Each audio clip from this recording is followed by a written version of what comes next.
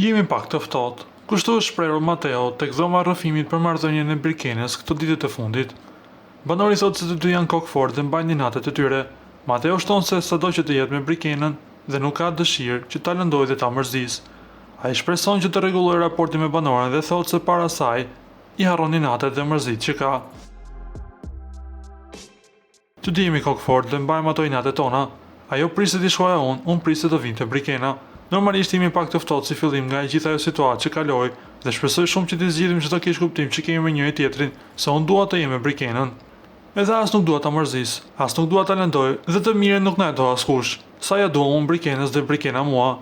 Edhe unë sa herë jam me Brikenën sado që të kem minatë dhe mërzit e mia para sa i harroj.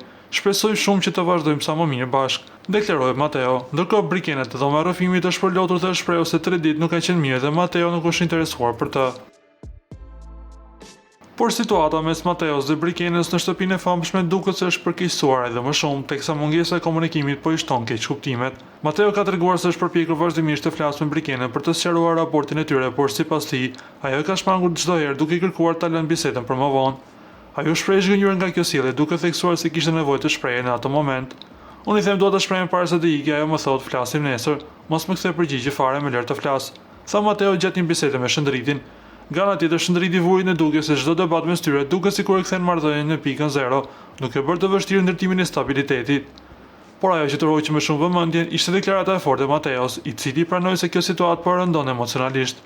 Kjo më bën të vras veten, këtu është problemi, u shpreh ai duke treguar nivelin e lartë të stresit që po përjeton.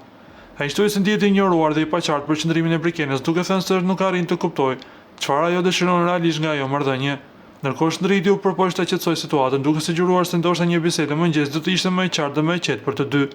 Megjithatë duket se kriza mes Mateos dhe Brikenës është larg zgjidhjes, ndërsa tensionet vazhdojnë të rriten në shtëpinë më të famshme në vend. Para se të ndiqni lajmin, ju lutem klikoni tek butoni subscribe për të marrë të rejat më të fundit nga showbizi shqiptar. Faleminderit.